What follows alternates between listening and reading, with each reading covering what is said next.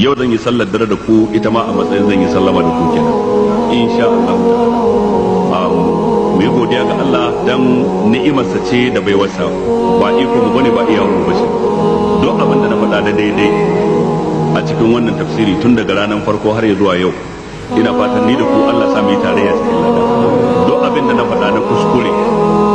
ina fatan ubangiji da Allah ya yafe mun kuskure na kuma Allah ya ganar da ni kuskure na domin in gyara kuma dukkan wanda na yi wa ba daidai ba ko a nan Maiduguri ko a Kano ko a Sokoto ko a Bauchi ko a dukkan garurukan da ake sa tafsirin nan wanda wani zai ji wata magana ya ji cewa